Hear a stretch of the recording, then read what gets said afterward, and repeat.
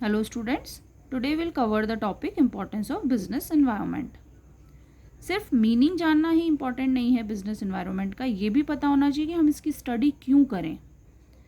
अगर हमें ये जानना है तो हमें इसकी इम्पोर्टेंस जानना बहुत ही इम्पॉर्टेंट है।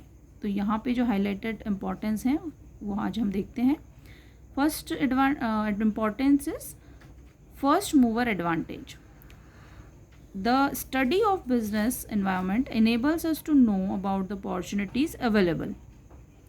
बिजनेस एनवायरनमेंट से ये पता लग जाता है कि क्या क्या अपॉर्चुनिटीज़ जो हैं वो अवेलेबल हैं आउटसाइड।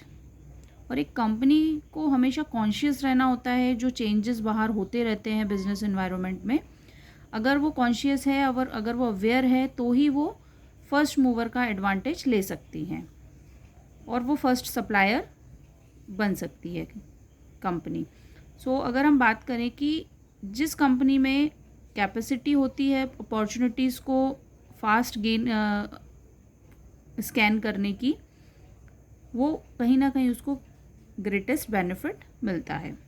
अगर हम एग्जांपल लें कि अगर कोई भी चीज़ नई जब आती है, कोई टेक्नोलॉजी आती है, फॉर एग्जांपल जब व्हाट्सएप आया था तो व्हाट्सएप जो है सबसे फर्स्ट एप्लीकेशन है मोबाइल चैट की।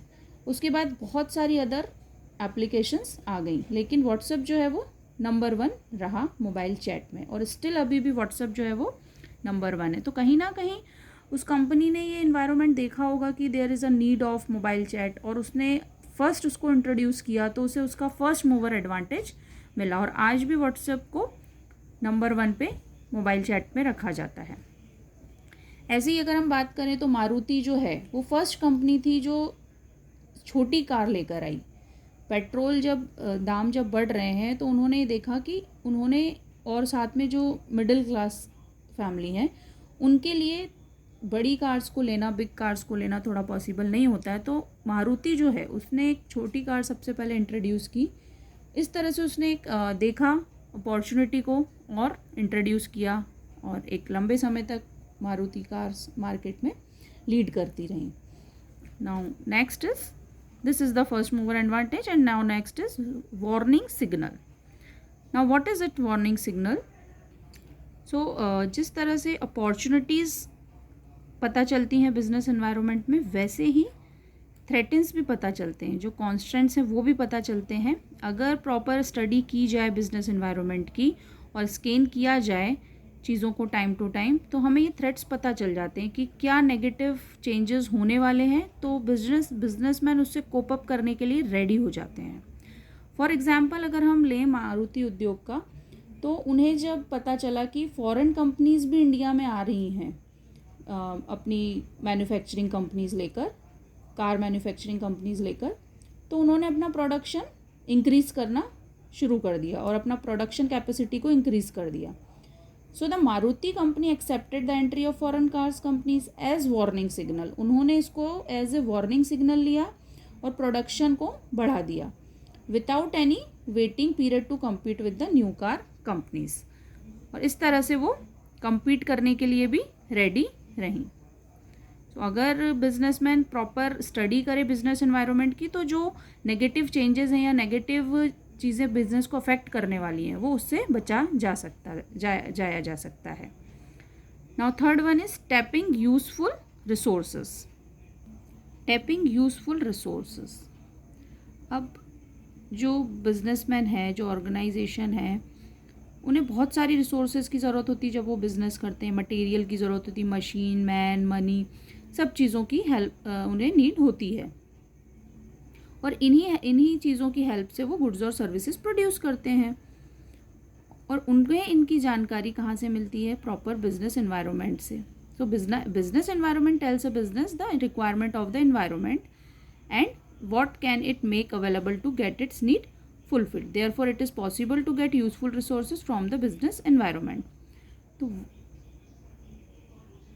तो जो बिजनेसमैन है वो ये पता लगा लेते हैं कि मार्केट में क्या डिमांड है, किस प्रोडक्ट की डिमांड है, किस टाइप की रिसोर्सेज उन्हें कलेक्ट करने की ज़रूरत है।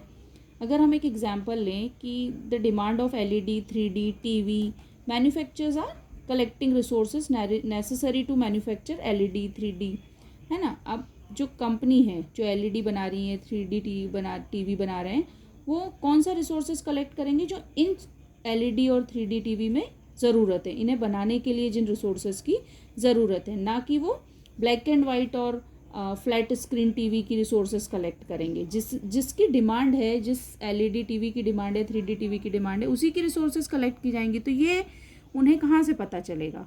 ये उन्हें पता चलेगा बिजनेस एनवायरनमेंट से, कि उन्हें क्या डिमांड है वहाँ पे मार्केट की, और उनके अकॉर्डिंग उन्हें चीज़ों को असेंबल करना है, उनके अकॉर्डिंग उन्हें रिसोर्सेज को असेंबल करना है। तो उन्हें ये रिक्वायरमेंट कहाँ से पता चलती है? बिजनेस एनवायरनमेंट से। I hope it is clear. Now fourth is coping with rapid changes. Nowadays जो बिजनेस है वो इस चेंज को बहुत फेस कर रहा है, क्योंकि अभी इस चेंजिंग वर्ल्ड में हर चीज़ एकदम से बदलती है। टेक्नोलॉजीज़ बदल जाती हैं, फैशन बदल जाती है, कस्टमर्स बदलते हैं। सो ये जो क्विक चेंज है, इसे स्टडी करना बहुत ज़रूरी है। So changes do not affect business as much as the rapidity of the changes. It means कि चेंजेस तो होते हैं, लेकिन अगर वो स्लो बेस पे हों तो उन्हें स्टडी करना ईजी हो जाता है। लेकिन अगर वो रैपिडली चेंज हो रहे हैं, बहुत ही स्पीड से चेंज हो रहे हैं, तो उन्हें एकदम से स्कैन करना थोड़ा सा डिफ़िकल्ट टास्क हो जाता है। इसीलिए बिजनेसमैन को विजिलेंट रहना बहुत ज़रूरी है। स्टडी करते रहना बिजनेस एनवायरनमेंट की बहुत ज़रूरी है। और इसकी स्टडी करने से जो कंपटीशन इंक्रीज़ हो रहा है, जो कस्टमर्स की डिमांड चेंज होती है, जो मार्केट में फैशन चेंज होती है कस्टमर्स के अकॉर्डिंग, तो ये टेक्नोलॉजिकल चेंजेस और ये सारे चेंजेस पता लगाना ईजी हो जाता है अगर बिजनेसमैन बिजनेस एनवायरनमेंट की स्टडी प्रॉपर करता है तो। Now fifth is assisting in planning and policy formation.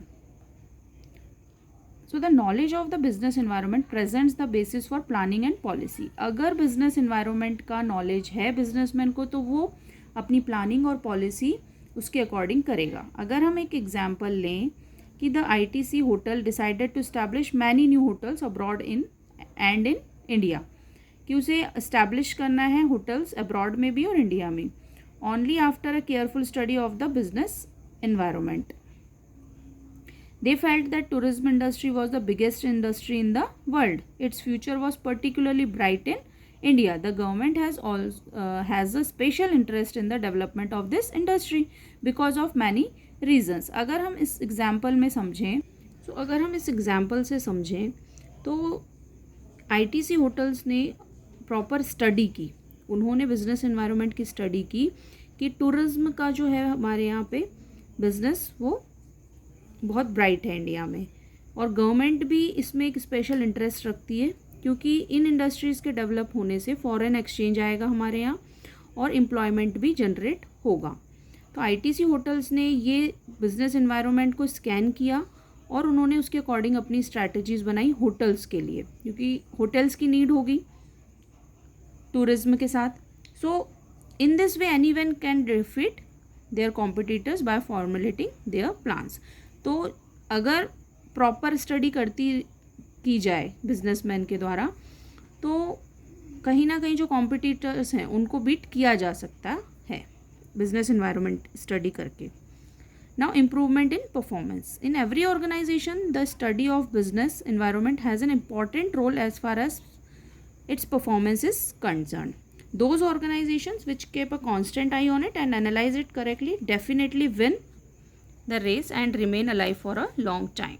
On the other hand, those organizations which do not care about it cannot remain steadfast in the market, are likely to close down.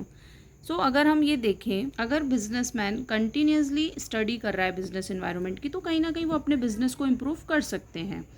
और जो other hand अगर हम बात करें, जो organisations नहीं care करते हैं, तो उनका मार्केट कहीं ना कहीं स्लो हो जाता है और क्लोज डाउन हो जाता है। तो बिजनेस एनवायरनमेंट को स्टडी करना परफॉर्मेंस के इम्प्रूवमेंट के लिए बहुत ही ज़रूरी है। Therefore, it can safely be asserted that an organization can improve its present as well as future with the help of study of business environment.